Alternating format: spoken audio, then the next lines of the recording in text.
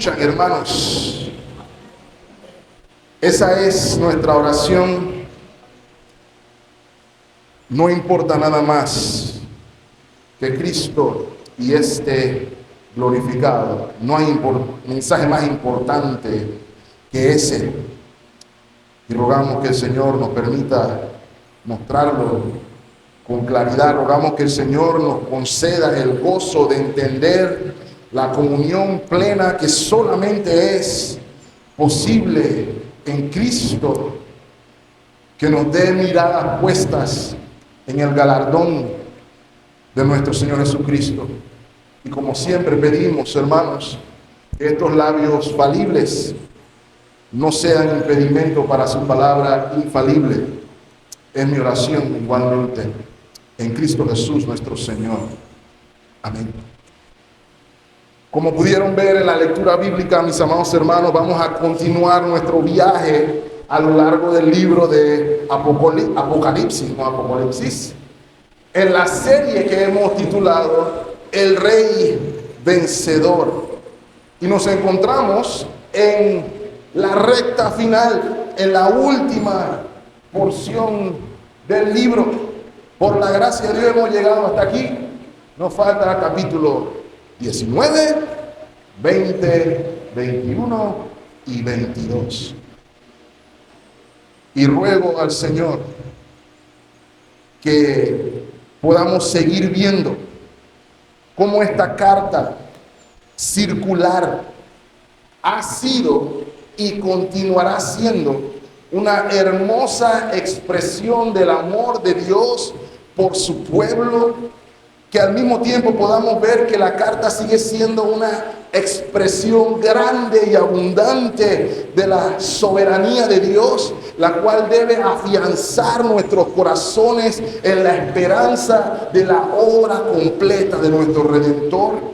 Mientras estamos en este mundo que es caído, mientras estamos en este mundo que es hostil, rebelde y que busca mediante la seducción, mediante el engaño, inclusive mediante la violencia, la destrucción de su pueblo. Bajo ese contexto, mis amados hermanos, mientras más avanzamos, espero que lo vean igual que yo, mientras más nos adentramos, más fuerte resuenan para mí las palabras que vimos en la introducción. Apocalipsis 1:3, ¿cierto? ¿Recuerdan? Bienaventurado el que lee y los que oyen las palabras de esta profecía y guardan las cosas en ella escritas, porque el tiempo está cerca. Está cerca el tiempo, mis amados hermanos. Quisiera recordarles que en la serie de visiones en la que nos encontramos, Juan está observando, gracias mi hermano, desde una perspectiva diferente, lo que es la sexta y la séptima copa de la ira de Dios. Recuerden que las copas de la ira de Dios son la consumación de la ira de Dios en contra del mundo que rechaza el gobierno del Dios soberano. Esta nueva perspectiva nos ha permitido observar con detalle la conducta, el carácter bestial, sanguinario, criminal, seductor del dragón, Satanás, la bestia, el poder institucionalizado de Satanás, el falso profeta, el poder, digámoslo así, idolátrico o religioso, que también utiliza el Estado en algunos casos. La ramera, que representa el sistema del mundo caído, todos a una en la búsqueda de luchar en contra del gobierno de Dios y en la destrucción del pueblo de Dios. Ahora, hermanos, todo esto para que usted y yo no olvidemos o no ignoremos sus maquinaciones, cómo operan, cómo trabajan, porque esto es importante de saber, mis amados hermanos. Ahora, con la caída de Babilonia, donde concluimos la semana pasada, la pregunta que nos puede surgir a todos es, ¿y ahora qué? Y realmente en ese mismo tono vemos que Juan tiene una visión que desde mi perspectiva se puede titular como intermedia, porque hay una pausa en los versos del 1 al 10, específicamente del versículo 6 al 10, donde vemos una visión diferente, donde vemos la alegría que termina en la celebración de unas bodas. Y a partir del versículo 11 vuelve el tema de la condenación y el juicio de la bestia, el falso profeta, y en el capítulo 20 por ahí comenzamos a ver también al dragón. Entonces, esta visión intermedia que vemos aquí, mis amados hermanos, nos presenta una imagen gloriosa, una imagen que debe tenernos absortos si leímos con atención el pasaje, una imagen que debe llenarnos de gozo y al mismo tiempo debe llenar nuestros corazones de expectativa y de anhelo, para entonces continuar con la imagen de cómo el pecado es destruido y la victoria consumada. Ahora, esa imagen, como ya mencioné, es la imagen de una boda. Las bodas, a lo largo de la Escritura, son sinónimo de fiesta, son sinónimo de gozo, son sinónimo de felicidad, son sinónimo de vida. Y para este contexto, tengo que añadirlo también, son sinónimo de gasto.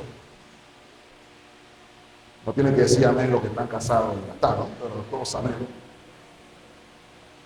Ahora, todo esto se puede observar, por ejemplo, en Jeremías 33, 11. Esto es en referencia a la promesa de Dios en la restauración de su pueblo. Ha de oírse aún voz de ¿qué? Gozo. ¿Y de qué? De alegría. ¿Cuál es esa voz de gozo y alegría? De desposado y voz de desposada. Voz de lo que digan, alabad a Jehová de los ejércitos, porque Jehová es bueno, porque para siempre es su misericordia. Voz de lo que traigan ofrendas de acción de gracia a la casa de Jehová, porque volveré a traer a los cautivos de la tierra como al principio, como ha dicho Jehová. Entonces, de nuevo, ¿con qué se asocia la boda, el desposado y la desposada? Alegría, fiesta.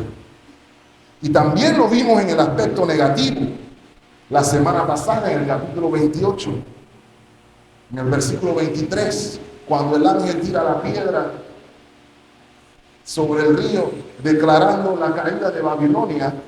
En el versículo 23 se nos dice que aparte de que no se van a escuchar muchas cosas, no se van a escuchar ni voz de esposo ni de esposa.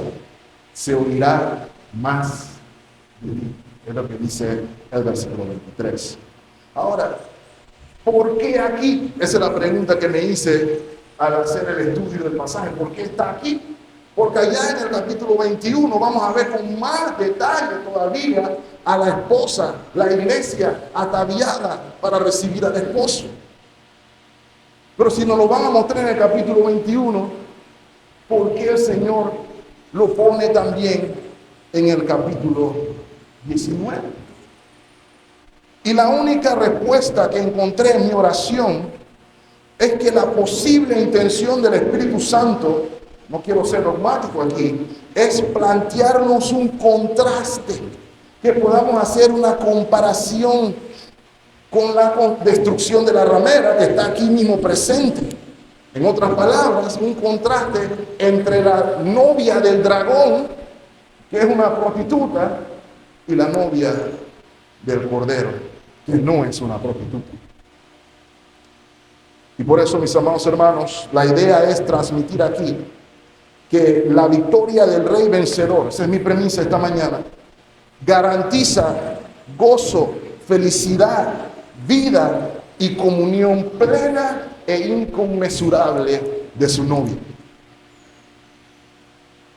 La victoria del Rey vencedor garantiza gozo, felicidad, vida y comunión plena e inconmensurable, inmedible para su novia.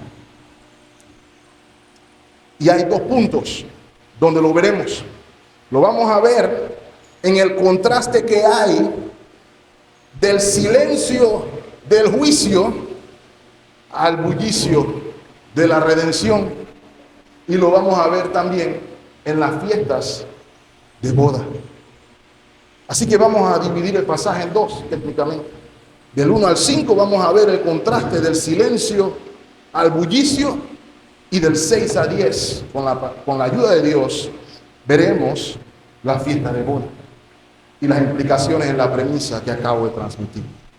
Así que vayamos a el contraste del silencio por el juicio al bullicio de la alabanza, porque este es el primer contraste obvio que encontramos.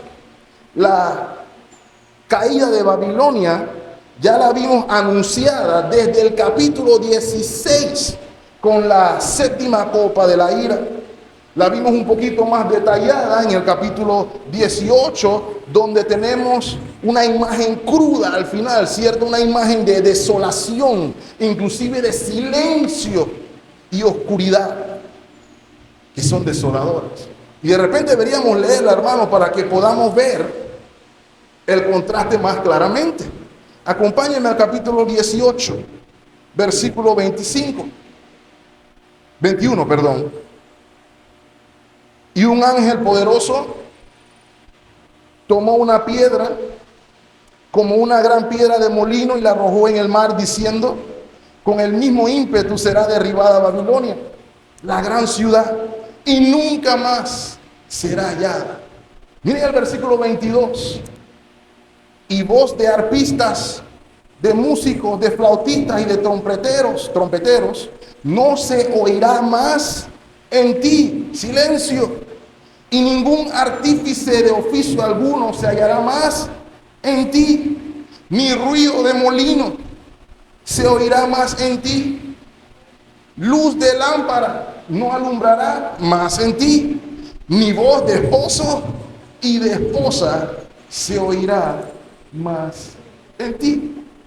Y piénselo por un momento, hermano, porque como estamos acostumbrados a nuestras ciudades ultra ruidosas, con vecinos que a veces son también ultra ruidosos, a veces es difícil concebir esta imagen. El resultado del juicio de Dios es silencio absoluto. Nada. Ya no más bum bum bum en la mañana, no más ruido de bocina, no más ruido de nada. Se acabó. Eso es lo que representa, o el resultado del juicio de Dios, que termina con aquello que es malo, podemos decirlo así, porque hay que quitar lo malo para dar paso a lo que es bueno. Y esa era la situación en la tierra. Sin embargo, el apóstol Juan puede ver que así como la situación en la tierra estaba caótica, en el cielo la circunstancia era diametral y absolutamente opuesta. ¿Lo ve ahí? Nuestro texto sigue la misma línea del mandato que vimos en el capítulo 18, versículo 20. ¿Lo recuerdan? Cuando se le dice: alégrense sobre ella, sobre la ruina de Babilonia. ¿Quiénes se tenían que alegrar? Los santos, los profetas, los apóstoles, porque Dios había hecho justicia en ella.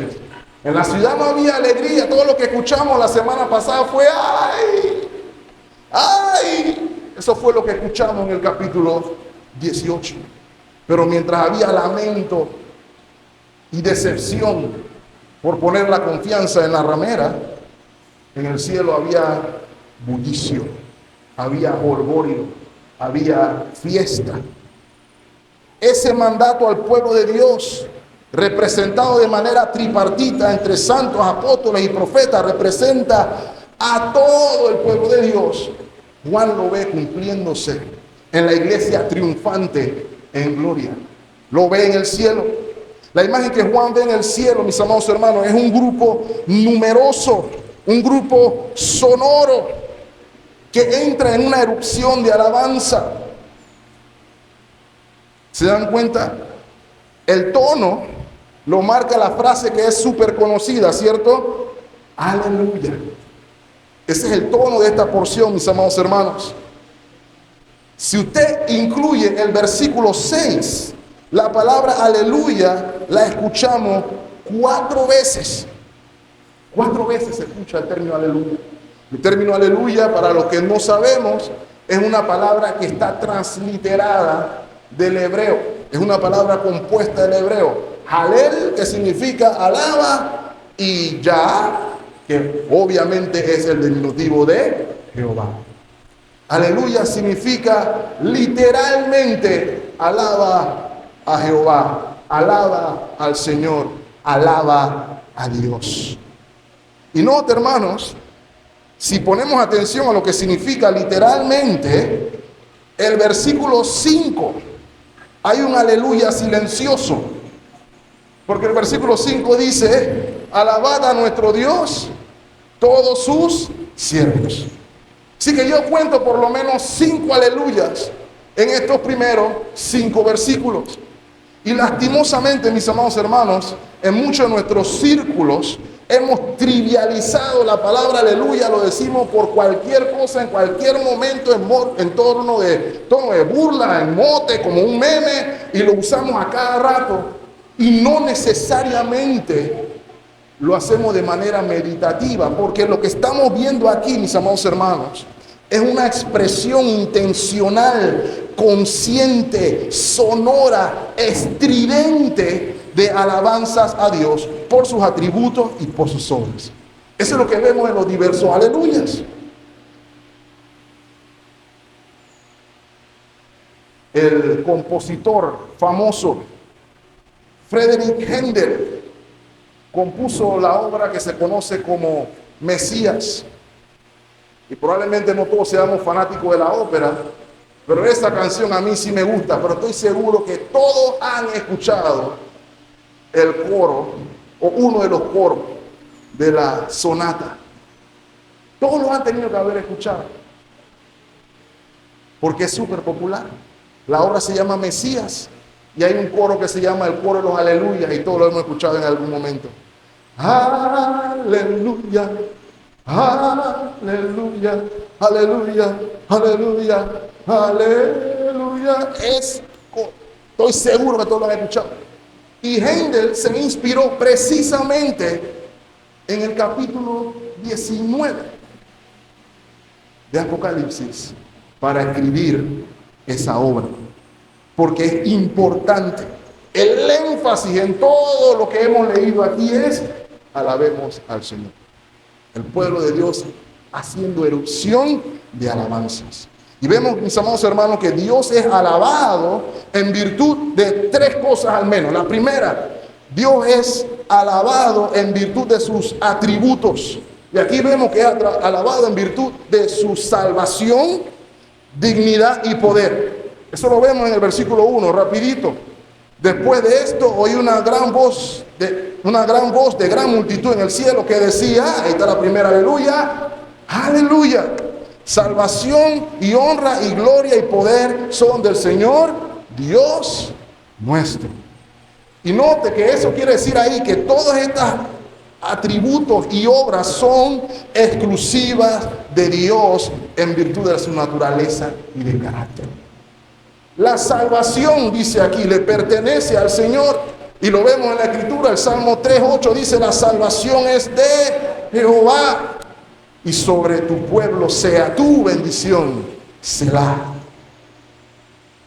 Hay 2 cosas que se ven ahí en ese atributo, hermano, que debemos meditar. ¿Por qué ese aleluya es tan enfático? Porque la salvación abarca al menos 2 cosas. Lo primero, la redención. El librar al pueblo de Dios del poder del pecado. La obra por la cual somos salvos de la culpa y consecuencia de nuestro pecado, como cantamos hace un momento, en virtud del sacrificio del Cordero, el cual sufre en nuestro lugar las consecuencias del pecado.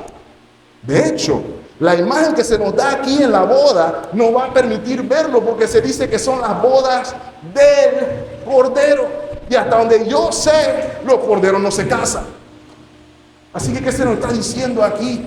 Se está haciendo referencia a que el que se casa se sacrificó por su esposa. Eso es lo que se nos está diciendo aquí. También se nos está diciendo lo que dije también de la boda, que esta boda tiene un alto precio. La boda más cara de la historia fue esta. Entonces, habla de la redención de un pueblo.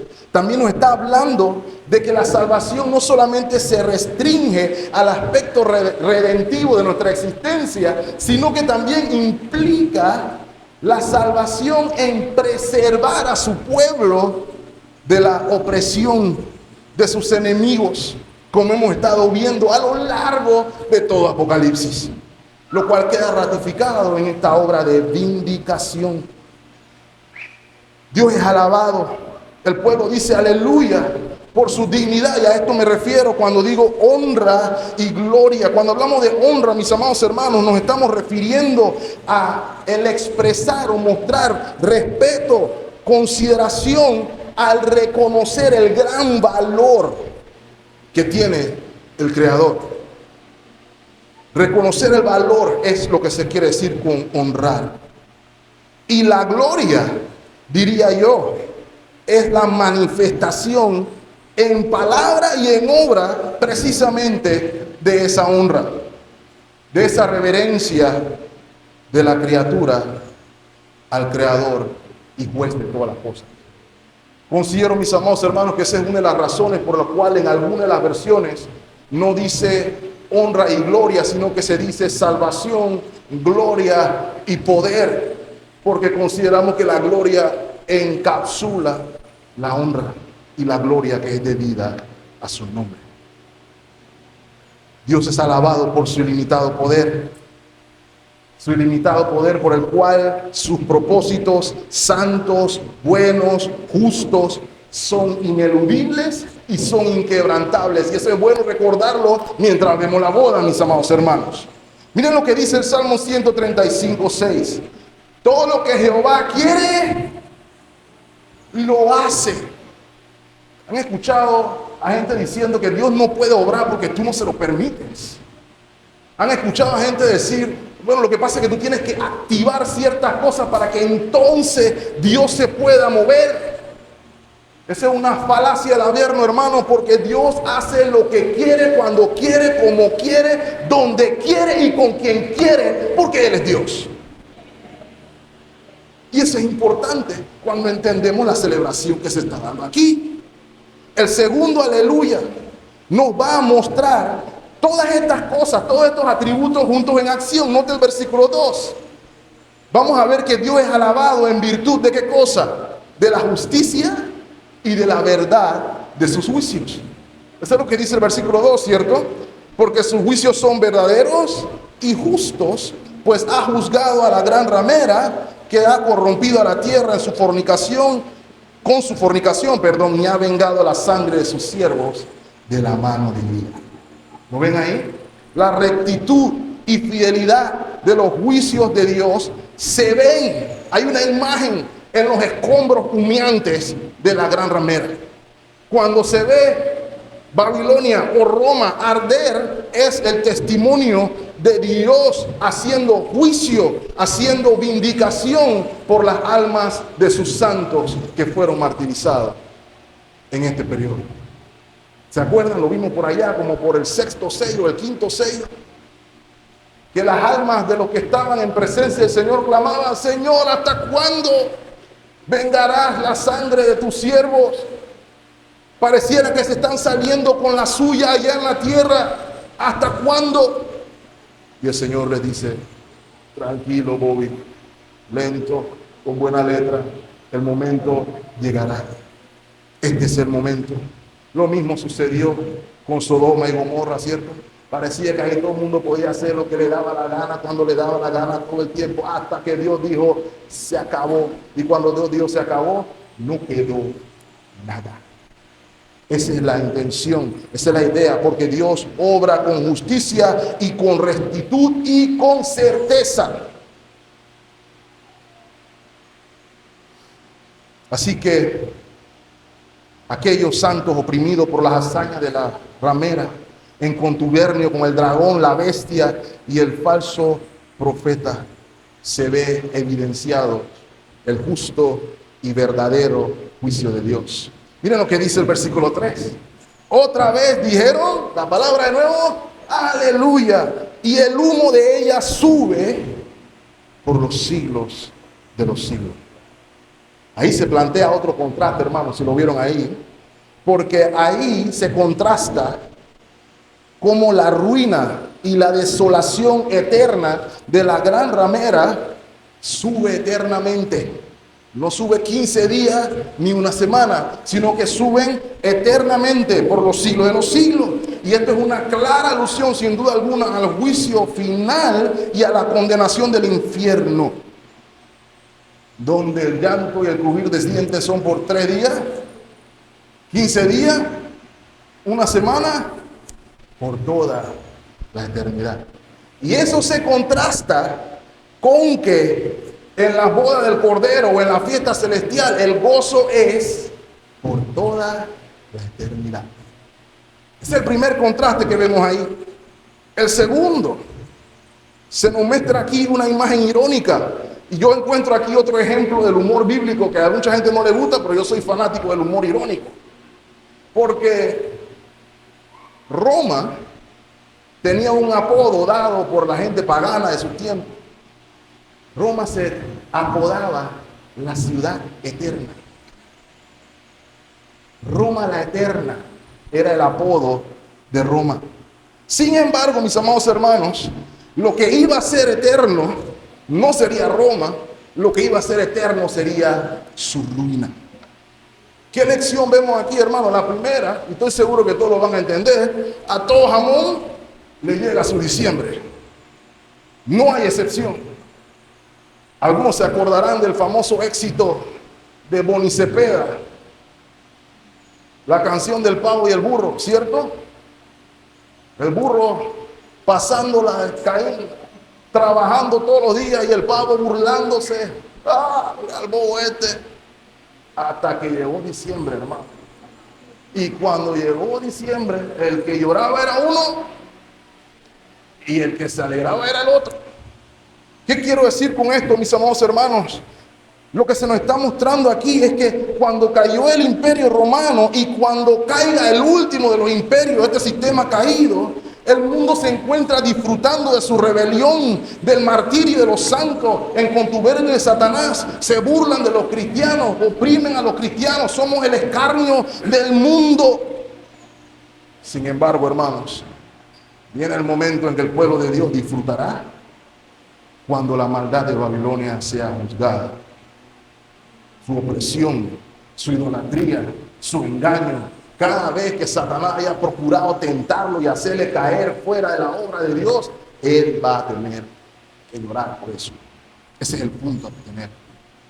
Miren lo que dice el versículo 4 y 5. Y los 24 ancianos y los 4 seres vivientes se postraron en tierra y adoraron a Dios que estaba sentado en el trono y decían: amén, aleluya. Versículo 5. Y salió del trono una voz que decía: alabad a nuestro Dios. ¿Quiénes? Todos sus siervos y los que le teméis, así pequeños o grandes, tal como lo leímos en el Salmo hace un momento. Aquellos que han perseverado fuera de la contaminación con la bestia, aquellos que se guardaron por la gracia de Dios de tener la imagen de la bestia, el 666 que hemos mencionado, y que están sellados por Cristo. Ellos son los que cantan ahora, y noten lo que cantan: aleluya. Ese es nuestro canto, hermano. Ese es nuestro cántico nuevo. Nuestras bocas deberían estar llenas de aleluya desde la mañana hasta que nos acostamos, pero aleluyas concienzudos de qué es lo que Dios ha hecho por mí. Mis amados hermanos, quiero mostrarles. Aquí también hay otro precioso contraste. Y por eso es que yo considero que este pasaje está aquí. Se ve el contraste entre la actitud de la novia de Satanás, la ramera, y la actitud del pueblo de Dios, la otra novia. ¿Se acuerdan de la ramera cuando la vimos la semana pasada? Era soberbia, era orgullosa, era prepotente. Sus palabras eran yo. Mírenme a mí, miren dónde estoy sentada, miren lo que estoy haciendo. Yo, soy lo máximo. Primero yo, segundo yo, tercero yo. Eso es lo que vimos la semana pasada. Pero miren el contraste con la novia de nuestra historia. Toda la gloria es para Dios. La gloria es de Dios. La novia solamente dice Dios, Dios, Dios, Dios, Dios, Dios, Dios, Dios, Dios, Dios. Dios es el objeto de su amor, es el objeto de su aprecio. La alabanza en el cielo, así como la alabanza en la tierra, no se puede centrar en el hombre, sino solamente en Dios. Y usted y yo debemos recordar también, mis amados hermanos, que la justicia divina tiene el propósito de traernos consolación a los que somos creyentes y enfrentamos la oposición o persecución sabiendo que eso lo podemos llevar al banco. Dios va a juzgar al mundo con rectitud. Pero hay una razón más por la que Dios es alabado aquí. Y la vemos en el versículo 6. Permítame adelantarme un momento ahí. Y oí como la voz de una gran multitud, como el estruendo de muchas aguas, fuerte, sonoro, estridente, y como la voz de grandes truenos o fuertes truenos, que decían, aleluya, porque el Señor Todopoderoso reina. Ahora, hermano, no nos confundamos con ese aleluya ahí, porque usted puede pensar, espérate, ahora es que el Señor Todopoderoso reina, o será en la consumación de todas las cosas que el Señor Todopoderoso reinará. No, permítame decirle primero que este aleluya sí nos está transportando a la consumación de todas las cosas. Sí se refiere al final de todo, cuando Cristo venga en gloria, como lo vamos a ver en el capítulo, el resto del capítulo, cuando no se va a parecer en nada a los cuadros que la gente tiene en la casa. Eso es lo que vamos a ver en el capítulo 19 de la segunda parte. Porque el que viene, dice que viene con ojo de fuego, con la espada en su boca, viene montando un caballo, con un tatuaje que dice el verbo de Dios, y viene a poner orden. Esa es en teoría la imagen que no se parece en nada de la foto. Pero ¿quiere decir que Él no gobierna ya? No, eso no es lo que quiere decir. Él gobierna ya. Lo que se nos está diciendo, mis amados hermanos, es que, y aquí hay una lección importante, viene el gobierno que no tendrá oposición. No habrá nadie tratando de hacer revueltas. ¿Se acuerdan lo que dice el Salmo 2? ¿Por qué se amontina la gente? ¿Por qué los pueblos rechazan las ligaduras con el Todopoderoso? ¿Por qué el Señor permite eso? Probablemente nos hemos hecho la pregunta. Porque sin duda Él tiene el poder para terminar la rebelión ya ayer o antes de ayer. Pero Él decidió no hacerlo. Y yo creo que esta lección, la boda, nos permite ver por qué. Porque vamos a darnos cuenta, mis amados hermanos, y no es política, que la necesidad de oposición es importante. Aquí se necesitaba oposición para cumplimiento de los propósitos divinos. Y eso lo vamos a ver con más detalle en un momento con la boda. Pero ¿qué nos está diciendo esta adoración celestial? Lo primero que quiero decirle con esto, hermanos, es: a veces usted y yo nos encontramos preocupados por cosas que estamos viendo en el mundo. Escuchamos cosas de que viene el nuevo orden mundial y todo el mundo se pone arisco. O escuchamos, la Agenda 2030. Estamos a 5 años de la Agenda 2030. Y nos entra preocupación, en algunos casos nos entra hasta pánico. Pero mis amados hermanos, las imágenes que se nos están dando aquí, como ya mencioné, nos permiten ver cómo opera Satanás, cómo actúan sus acólitos, sus asociados, para que usted y yo podamos saber cómo debemos actuar, cómo podamos resistir cuando estas cosas suceden. Porque saben que, hermano, el plan del nuevo orden mundial comenzó desde Génesis, no ayer ni antes de ayer. El plan 2030 es el plan como 7,000 y pico. ¿Por qué? Porque el nuevo orden quiso instaurarse desde el día del huerto, cuando Satanás le dice a la mujer: con que Dios te dijo que si comes del árbol vas a morir. Ahí comenzó el plan del nuevo orden mundial. Y nosotros estamos preocupados acá porque si va a ser Donald Trump, que si va a ser fulano, que si se levantó mengano por allá. Esa no es la lección que se nos quiere transmitir, mis amados hermanos. Lo que se nos quiere decir, y póngame atención, es que en lugar de pensar que nos estamos dirigiendo al nuevo orden mundial o a la Agenda 2030, usted y yo tenemos que reconocer que a lo que nos estamos acercando con cada día que pasa, cada día que rayamos del calendario, nos estamos acercando a la destrucción de Babilonia y a la boda del Cordero. Esa es una perspectiva absolutamente diferente, mis amados hermanos. Piénselo así. Cada día que usted raya del calendario es un día que estamos más cerca de Cristo. Cada día que pasa es un día que estamos más cercanos a disfrutar comunión plena y completa con Él. Cada día que pasa estamos por disfrutar a plenitud aquello que vimos cantar allí, y estaremos nosotros diciendo también: aleluya, porque nuestro Dios todopoderoso reina. Esa es otra perspectiva diferente.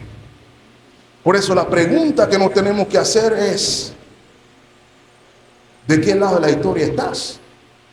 Porque tú puedes estar del lado de la historia donde te toca ver la destrucción de Babilonia o ser partícipe del funeral de Babilonia, o eres partícipe de la boda del Cordero. ¿En qué lado de la historia estás? Lo cual me lleva a la fiesta de boda. Miren lo que dice el versículo 7. De nuevo, este es el tono a lo largo de todo el pasaje. Gocémonos, y alegrémonos y démosle gloria, porque han llegado las bodas del Cordero y su esposa se ha preparado. Usted puede ver el gobierno de Dios aplicado allí. El gobierno de Dios, el gobierno divino, evidencia aquí en esta boda preparada el propósito de la oposición. Note el lenguaje: ya han llegado las bodas del Cordero. O sea que esas bodas no se planearon ayer ni antes de ayer, sino que esas bodas fueron dirigidas y divinamente decretadas por el santo y poderoso decreto de Dios. Esa boda era algo que por el gobierno divino debemos estar anticipando, y que se nos está diciendo aquí que en la consumación de todas las cosas veremos su cumplimiento. Ahora, debido al concepto que nosotros tenemos del matrimonio occidental, hecho al estilo del oeste, nosotros no necesariamente entendemos este concepto de boda aquí. Y por eso les voy a pedir que consideren conmigo el matrimonio oriental, mejor dicho, particularmente el matrimonio hebreo o judío, que es el que se tiene en mente aquí. Lo primero que hace diferente el matrimonio judío o hebreo del matrimonio occidental nuestro acá era la figura que se llamaba desposorio. Desposorio.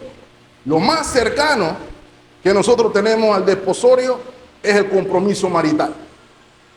Pero no era igual, porque el desposorio no incluía 5 años de noviazgo ni 5 años de relaciones extramaritales, como sucede en nuestro querido occidente en muchas ocasiones, sino que era una promesa formal, bilateral, entre dos personas. Y lamentablemente por los tiempos en los que vivimos, tenemos que aclarar, un hombre y una mujer. Eso no significaba vivir juntos, ni tener muchi, ni besito, ni abrazo, ni tocadera, ni nada de eso, sino que implicaba un tiempo de preparación.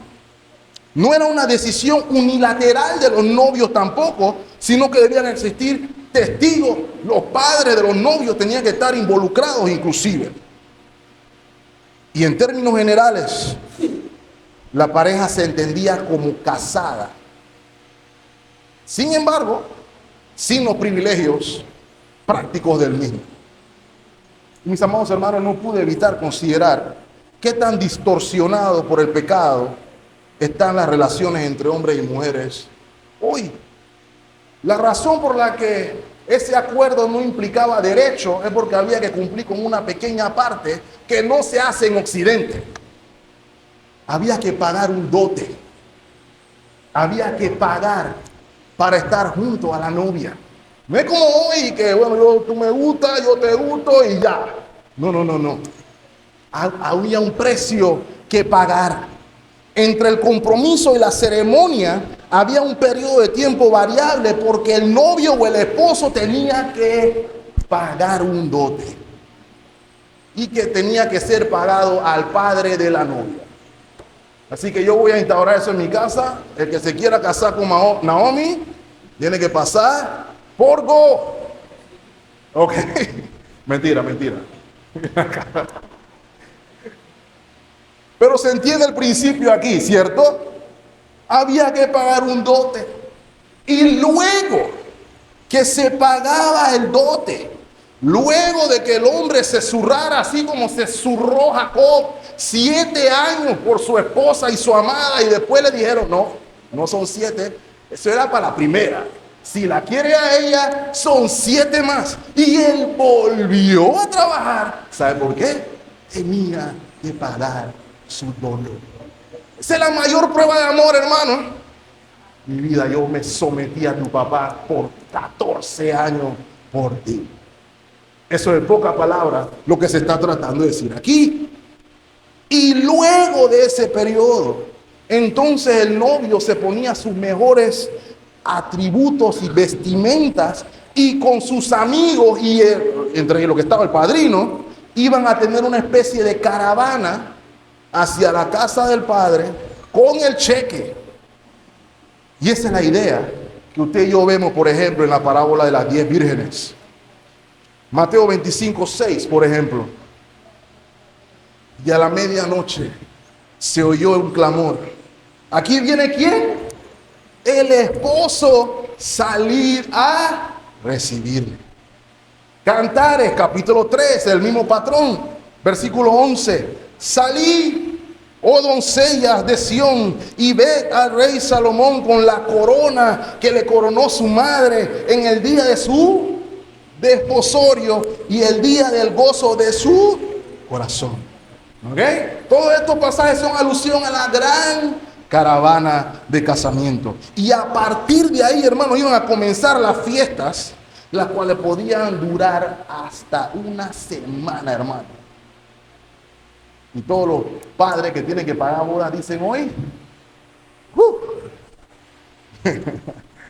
una noche ya están en los precios astronómicos. Había que pagar por lo menos una semana. Eran genuinas patronales, mis amados hermanos. Y esta es la imagen que usted y yo tenemos que tener en mente cuando leemos los versículos 6, 7 hasta el 10. ¿Y qué es lo que se nos está tratando de decir aquí, mis amados hermanos?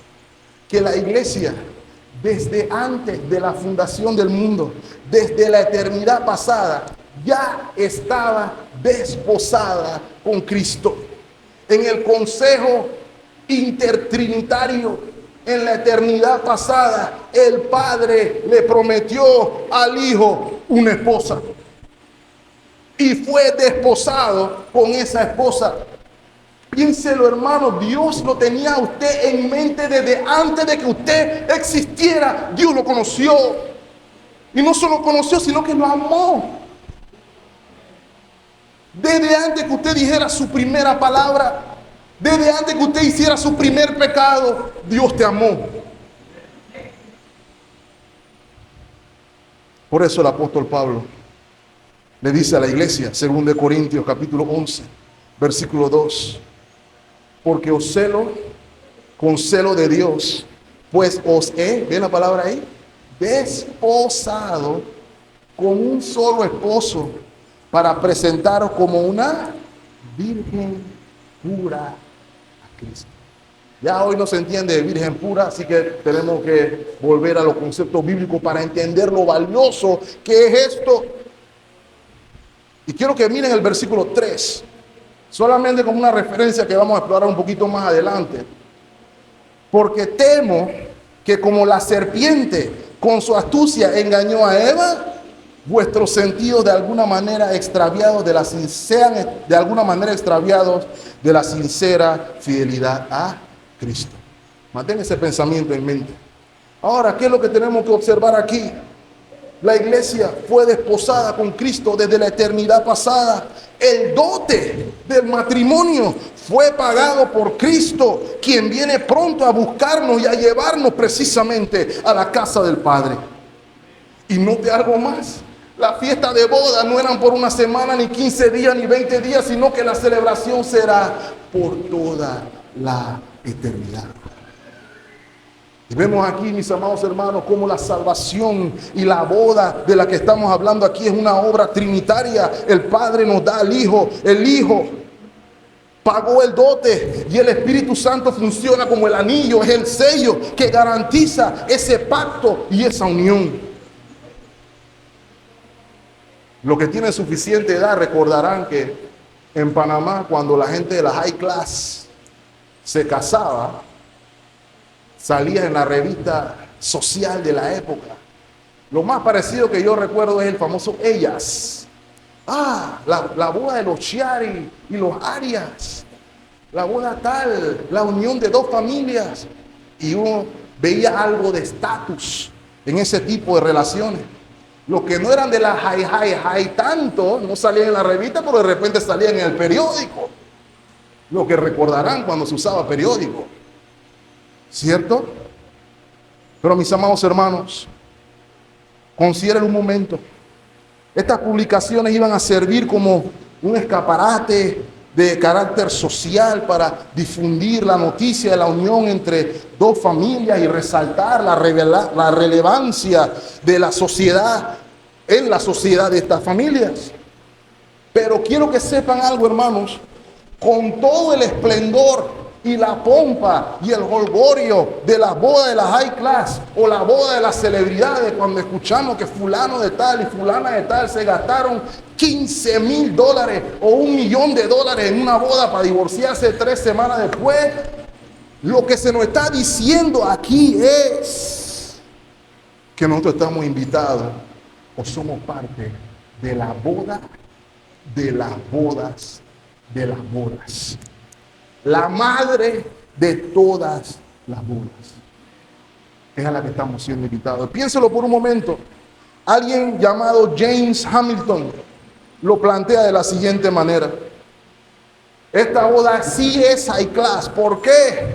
Nunca ha habido un novio más digno. Nunca un hombre ha ido tan lejos, se ha humillado tanto, se ha humillado más, ha soportado tanto o ha logrado más en la tarea de conquistar a su novia. Lo más que yo hice fue cantar una canción. ¿Ok? Pero Cristo hizo mucho más que eso. Nunca un padre más rico ha planeado un banquete más grande. Nunca se ha dado un compromiso más poderoso que la promesa del Espíritu Santo otorgada a esta novia. Nunca se ha preparado una residencia más gloriosa como morada una vez que el novio finalmente tome a la novia.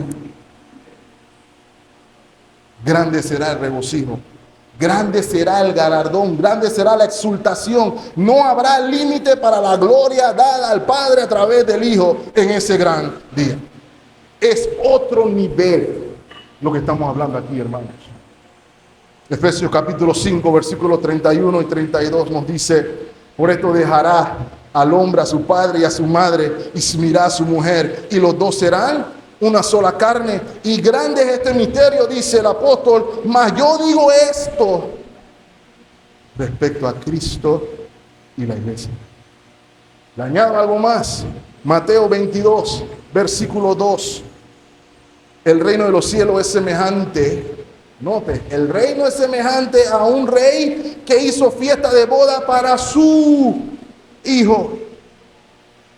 Mis amados hermanos, las bodas del Cordero simbolizan la unión eterna entre Cristo, el esposo, lo cual vemos evidentemente en Efesios 5. Maridos, amen a su esposa como Cristo ama a la iglesia. Cuando Juan dice que se dice de Juan que el amigo prepara el camino para el esposo, Juan dice que está haciendo, Juan el Bautista, que él está siendo el padrino de la boda, recordándonos que Cristo es el novio y la iglesia, su esposa. Quiero que sepan, hermanos, no es un evento que se va a dar en el futuro, sino lo que se va a dar en el futuro es la consumación del acto. Nosotros nada más estamos esperando que llegue el cortejo, que llegue la caravana. Por eso nuestras lámparas tienen que estar encendidas, porque en cualquier momento llega el esposo. Eso es lo que se nos está diciendo aquí. Y representa la consumación espiritual de la redención que inició desde antes de la fundación del mundo y que va a ser presente y completada por la eternidad. Y mis amados hermanos, lo más importante es que habla de una comunión e intimidad con Dios que es inclusive superior a la del matrimonio terrenal. El matrimonio hoy, lo que tenga usted con su esposo o su esposa, aunque sea lo más íntimo que hayamos podido experimentar, no se compara ni un ápice con la comunión que vamos a tener con Cristo en gloria. El matrimonio terrenal es una sombra. El matrimonio y la unión con Cristo es la realidad plena. Apocalipsis 19:8, hermanos. Y a ella se le ha concedido que se vista de lino fino, limpio y resplandeciente, porque el lino fino es las acciones justas de los santos. Ahora, pareciera que el versículo 7 y el versículo 8 nos están presentando una paradoja. Gocémonos y alegrémonos, y todo el mundo dice aleluya, pero aquí dice, porque el día de la boda ha llegado, pero se nos dice que su esposa se ha preparado. Y acá el versículo 8 se nos dice que al mismo tiempo se le concedió que se vista de lino fino. ¿Cómo es eso? ¿Okay? Ella se preparó, se compró su traje, lo abonó, hizo 27 cuotas, lo cosió ella misma, o se le dio. ¿Cuál de las dos es? Bueno, mis amados hermanos, la respuesta es que se le dio las dos. La respuesta correcta es las dos. Y permítanme explicar por qué. Ahora, eso de lino fino y el color resplandeciente, de nuevo, apunta a la pureza, a la santidad, desde luego, ¿cierto? Por eso es que las novias se visten de blanco. ¿Ok? No tanto por la novia, pero más por Cristo. ¿Ok? Esa es la idea tanto a transmitir aquí. Pero note que allá aquí vemos un contraste. Vamos con calma. Primero, ¿cómo se vestía la ramera? ¿Cómo se vestía la novia de Satanás? Seductora, de rojo, fuego, mostrando todos los atributos, entre comillas. Pero la novia del Cordero se viste bien. ¿Ok? Entonces, esa es una de las razones por la cual los cristianos somos modestos. No porque nos creemos superior a nadie, sino porque estamos comprometidos con el Cordero. Las novias de Satanás se visten para agradarse a sí mismas. La novia de Dios se viste para agradar a su esposo. Eso es lo primero que se nos muestra aquí. Miren lo que decía Matthew Henry, por ejemplo. El traje de la ramera se contrasta con el traje de la iglesia. Entonces, la iglesia de Cristo, purificada de errores, divisiones, corrupciones, de doctrina, disciplina, adoración y práctica, estará preparada para ser públicamente reconocida por Él como su delicia y como su amada. Entonces, la novia tiene que prepararse y al mismo tiempo le es dado su vestido. ¿Cómo se prepara la novia? Y aquí es donde se ve cómo la oposición es un instrumento de purificación. La novia se prepara guardando el testimonio de Jesús. La novia se guarda viviendo en fidelidad a su esposo. La novia se prepara no mostrándole los atributos a los otros chicos, no guiñándole los ojos a la bestia, porque la esposa solamente tiene ojos para su esposa. Se ponen a ver, hermano, cuál era la tentación que vimos de todas estas iglesias. La lucha es mantenerse fiel al Señor, no contaminarse con la bestia, no rendir tributo al Estado, no someterse a Baal, no someterse a César, aun cuando le costara perderlo todo. Porque así es como somos purificados, hermano.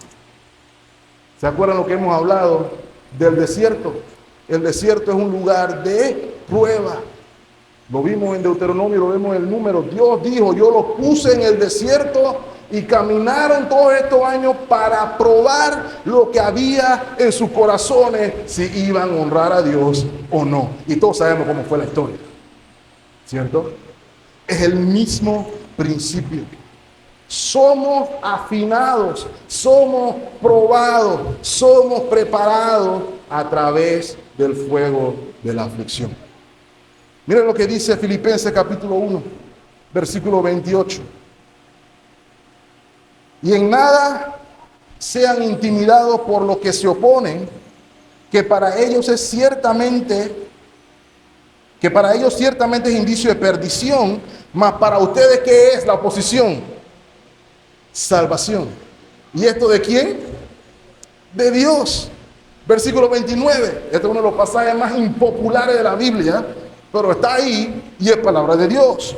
Porque a nosotros se nos ha concedido lo mismo, a causa de Cristo, no solo que creáis en Él, y algunos quisieran que el versículo terminara ahí, sino que padezcáis por Él. Versículo 30. Teniendo el mismo conflicto que habéis visto en mí y ahora oís que hay en mí. Entonces, ¿cómo se guarda pura su esposa, para su esposo, aún en oposición? ¿Saben cómo? Cuando la visión y el anhelo es la de su amado, en lugar de los cantos de sirena, la esposa se guarda. ¿Recuerdan el mensaje de Sardis? El mensaje de la iglesia de Sardis era: al que venciere será vestido de vestiduras blancas, y no borraré su nombre del libro de la vida, y confesaré su nombre delante de mi Padre y delante de sus ángeles. Esa fue la palabra de Dios, del Señor Jesucristo, a la iglesia de Sardis. Al que venciere en medio de la oposición, se le da la ropa. Pero note también cuál es la actitud de la esposa. Y vayamos a 2 Corintios, capítulo 11, versículo 3. Aquí está el otro pedacito. Pablo desposó a la iglesia de Corinto con Cristo, pero el versículo 3 dice: temo que como la serpiente con su astucia engañó a Eva, vuestros sentidos de alguna manera sean extraviados de la sincera fidelidad a Cristo. La infidelidad es el temor. La esposa se prepara guardándose de la infidelidad. Y ella vive preparándose, viviendo en santidad por amor a su marido. ¿Ok? No para ganarse a su marido, porque nosotros hemos sido justificados por la fe, pero para honrar a su marido. Miren, por ejemplo, Cantares capítulo 3, versículo 1 al 4. Por las noches busqué en mi lecho al que ama mi alma. Lo busqué y no lo hallé. Y dije, me levantaré ahora y rodearé por la ciudad, por las calles y por las plazas. Buscaré al que ama mi alma. Lo busqué y no lo hallé. Versículo 3. Me hallaron los guardas que rondan la ciudad. Les dije, han visto al que ama mi alma. Pausa, hermano. Note cuál es el objeto, cuál es la pasión de la esposa. ¿Dónde está su esposo? Esa es su meta. Ese es su anhelo. Versículo 4, apenas hube pasado de ellos un poco, hallé luego al que ama mi alma, lo así y no lo dejé hasta que lo metí en casa de mi madre y en la cámara en la que me dio a luz. Decíamos nosotros a Cristo así. El matrimonio, mis amados hermanos, habla de la unión con Cristo. Esa es la esencia del cielo. A veces estamos preocupados que si vamos a caminar en la calle de oro y si vamos a nadar en el mar de cristal, hermano, ese no es el propósito de la imagen. El propósito es entender que el cielo es comunión plena, completa con Cristo. Ahora, mis amados hermanos, la vestidura nos habla de la obra justificadora de Dios en Cristo, por la cual se nos imputa la justicia de aquel que nos amó y se nos imparte la gracia y la justicia necesaria para que podamos vivir conforme a su voluntad, porque nuestras obras no son el mérito de nuestra justificación, pero acompañan nuestra justificación porque son producto de la gracia de Dios operando en nosotros. Somos salvos por gracia, por medio de la fe, no por obras para que nadie se gloríe. Pero note lo que dice el versículo 10. Dice el versículo 10, porque somos hechura suya, creados en Cristo Jesús para buenas obras, las cuales Él, no yo, preparó de antemano para que anduviésemos en ella.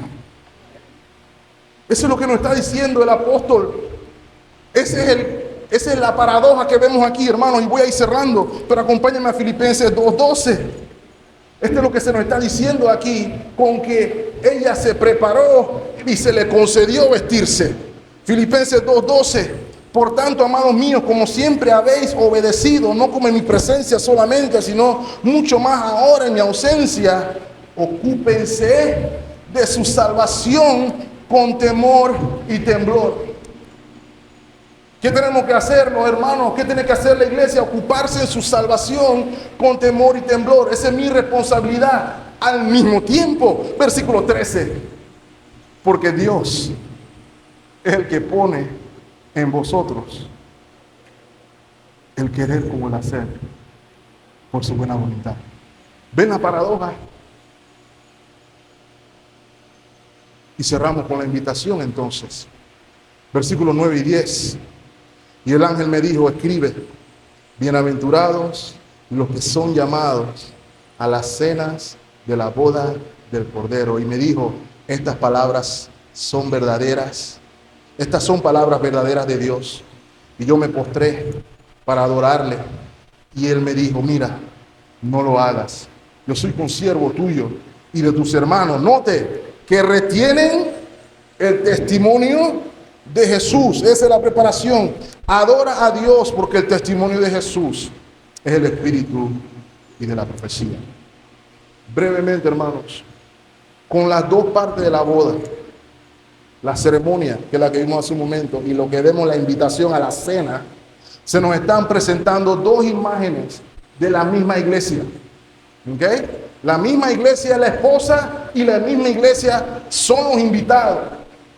En la primera imagen vemos a la iglesia corporativa, El cuerpo de creyentes reunidos son la iglesia, pero aquí en la invitación estamos viendo a la iglesia como aquellos llamados individualmente por Dios a participar de la cena, a participar de las bodas. ¿Lo ve ahí? Hay una imagen corporativa y hay una imagen personal. Mis amados hermanos, aquellos que participan de la boda son aquellos que recibieron la invitación.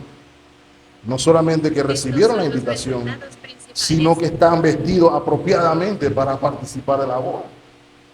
En Mateo 22, no lo tenemos que leer aquí, lo pueden leer en casa, ¿se acuerdan?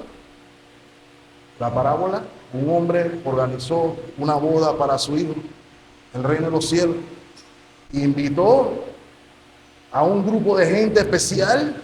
Y ese grupo de gente especial dijo, no, hoy juega el Barça, no, hoy juega el Real Madrid, no, tengo que ir a la playa, no, tengo que hacer esto, no, tengo que hacer lo otro. Y no solamente hicieron esto, sino que persiguieron y maltrataron a los mensajeros que lo estaban invitando a la boda.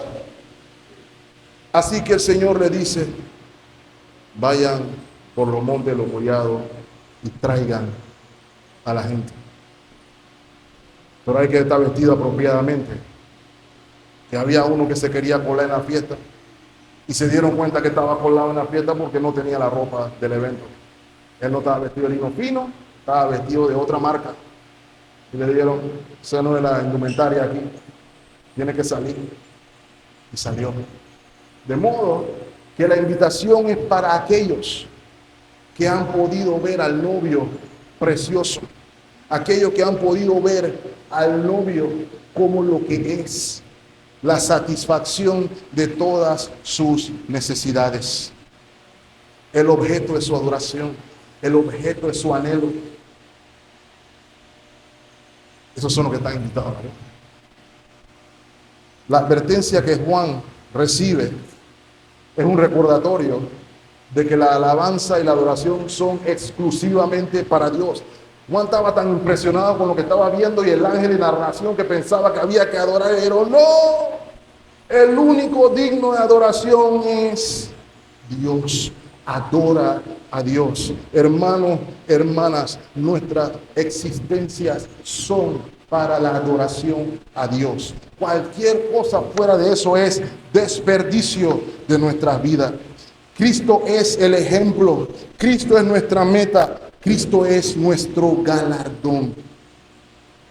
Nuestras vidas están llamadas a estar enfocadas en Él, porque Él nos amó primero. Él nos amó cuando nosotros no estábamos buscándolo a Él. Él nos amó. Ahora, hermanos, permítanme callarme con esta aplicación. Tienes tu invitación. Estás aquí hoy. Tienes tu invitación. Estás vestido de la justicia de Dios. La que tienes no es suficiente. Pero Él te viste de su justicia. Él es el que te adorna, así como Él adornó a su esposa. Dice Isaías 61:10, lo pueden buscar en casa. Jehová me vistió de salvación. Él es el que da la vestimenta. No tienes que comprarla tú. Y es gratuita. ¿Te quieres quedar sin el banquete? Cristo te hace la invitación. La segunda pregunta que te tienes que hacer es la siguiente. ¿Estás en camino a la destrucción de Babilonia o estás en camino a la boda del Cordero? Nada más hay dos opciones. El final en la boda del Cordero nos va a ir a todos bien y vamos a estar alegres por la eternidad. El final del otro lado, silencio, desolación, ruina. Tercero, mis amados hermanos, la santidad es la marca del creyente. ¿Pero por qué la santidad es la marca del creyente, hermano? No porque la santidad sea el fin. ¿Me están entendiendo lo que quiero decir, hermanos? La marca del creyente es la santidad, no porque es el fin de yo poder decir, yo soy santo. Yo soy el más santo aquí.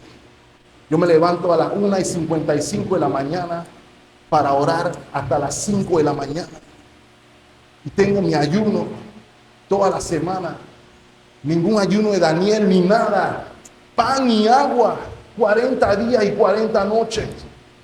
Yo ofrendo, esa santidad de la que estamos hablando, hermano. Porque esa santidad ya tiene su recompensa. Que usted y yo digamos, wow. Pero esa no es la meta. La meta es el esposo. Y como la meta es el esposo, el fin es el esposo. Así que yo cultivo mi santidad, trabajo en mi salvación con temor y temblor, no para demostrar a los hermanos qué tan santo soy, sino porque amo a Cristo. Y cuando yo amo a Cristo, me da a importar un comino si los demás no quieren ser santos. Yo quiero a Cristo. Es lo que se nos está diciendo aquí. Vistámonos de santidad en todas las áreas de nuestra vida. Y desde la perspectiva personal, mis amados hermanos, tenemos la necesidad de responder para ser nutridos y saciados. Ese es el mensaje de la cena del Señor, mis amados hermanos. De que cuando venimos a la mesa, venimos primero porque Él nos invitó. Y segundo, porque Él es nuestra nutrición y nuestro alimento. Él es el que nos satisface nuestras necesidades hasta lo último. ¿Qué estamos comiendo? ¿De quién nos estamos nutriendo? Cada vez que comes el pan y bebes la copa, es un recordatorio de que tu vida depende de Él. De que Él es tu provisión y de que Él es tu sustento. Miren lo que dice Isaías 52:2 en la invitación que hace el Señor. ¿Por qué gastan el dinero en lo que no es pan y su trabajo en lo que no sacia? Que así estamos en toda la vida buscando satisfacernos con plata, con mujeres, con carros, con cosas, y queremos comer, comer, comer, y al final dice el predicador, vanidad de vanidades, todo es vanidad. ¿Por qué? Porque fuimos creados para nutrirnos y ser saciados por el Creador. Por eso dice el Señor, oídme atentamente y comed del bien, y se deleitará vuestra alma con grosura. Inclinen su oído, vengan a mí y vivirá vuestra alma, y haré pacto eterno con ustedes.